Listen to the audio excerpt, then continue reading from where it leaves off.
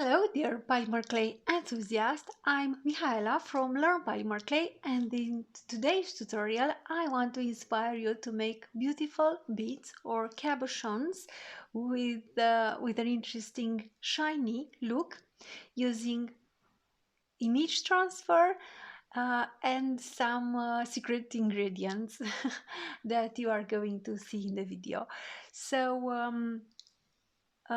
I started by printing out on a laser printer the image that I want to transfer into polymer clay. I'm working with an AI generated image that was generated by Creative Fabrica Spark, and you will find the link in the description for the image.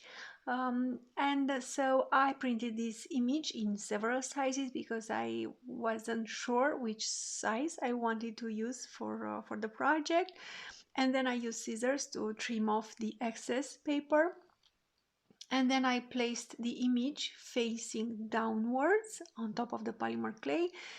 And I'm working with white polymer clay that I have previously conditioned and that I passed through the setting number 2 of my Atlas pasta machine. And then using my fingers, I'm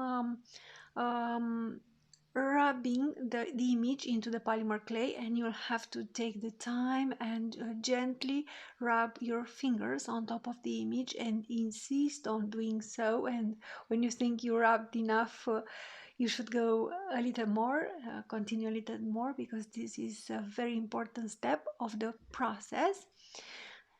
And then I've prepared a water container, and I'm taking small amounts of water on the tip of my fingers, and then I've applied moisture on top of the on top of the paper, and then gently I started to remove the paper. And normally I prefer doing this. I prefer removing the image from the face if I'm transferring a character, because if in my opinion, if I got the face right, I can continue rubbing off the paper fibers. But if ever I don't have a good impression of the face, and sometimes I smudge the face, sometimes I insist too much and I take off the image completely, so it happened. You can use tissue paper to remove any water from the piece, and sometimes I would say it's better to leave your piece for 5-10 minutes and then check again if you notice any paper fibers on the piece, because you will need to use water again and take them off. The second element that I consider to be very important for me are the eyes. So I normally do my best to enhance a little bit the eyes, and I'm using a black marker to enhance the eyes. And because I did it too much, I used a little bit of white to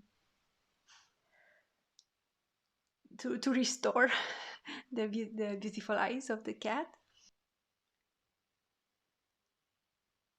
Sometimes you don't need to do such finishing touches. Next, I am going to use beautiful mica powders from createalong.com, and as a former member of the Create Along design team, I've received this beautiful set of mica powders when I was a member of the Create Along design team, and I like them very much. And you will see that you will get very beautiful shiny effects on the pieces. So I used a little bit of white mica powder for the face, and then I applied a little bit of purple, light purple in some areas, And I am going to use a little bit of blue in other areas. I'm sorry for my camera focusing on the powder and not on the design.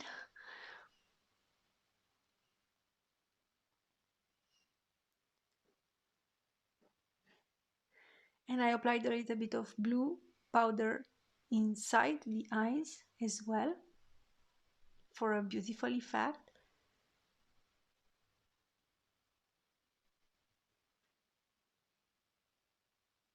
I did my best to make the eyes very beautiful.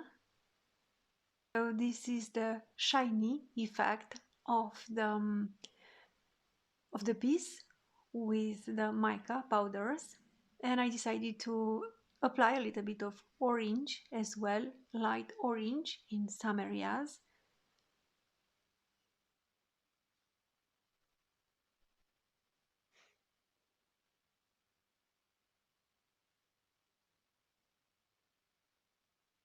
And you'll notice that I placed my polymer clay sheet on top of an embossing folder, but in fact, and I'm working on top of the embossing folder because I didn't want this I didn't want to distort the texture on the back while working on the piece and pressing on the piece, but it wasn't a very good idea. And in fact, it's better to texture a piece of clay and keep it on the side, and then use it to put this piece with the image transfer on top, and then press the two pieces together using parchment paper, and then use a cutter to cut out the shape. So I decided to apply a crystal rhinestone, and I hope it's not too much, because I wanted to give a little bit of 3D look to the piece.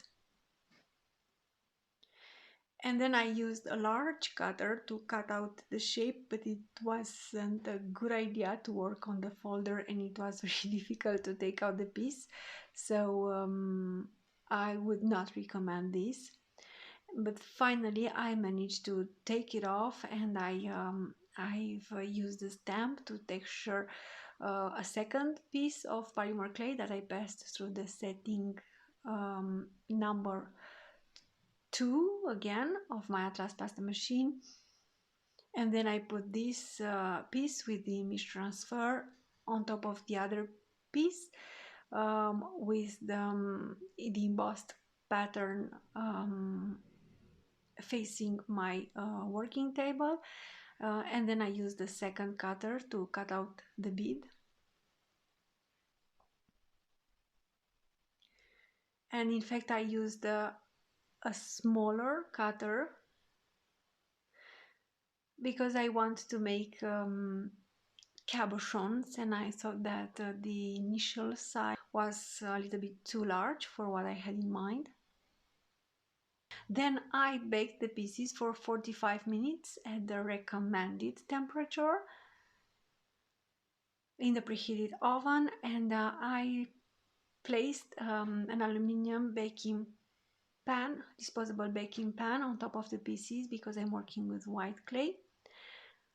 And then I let the clay cool down, and then I've just used the brush and the silicone cup, and I applied resin. I'm placing my beads on top of metallic cutters, but in fact I'm using old metallic cutters that I use extremely rarely, almost never. So in case I have resin drippings, and in case um, this could damage my cutters, I'm not using my best cutters.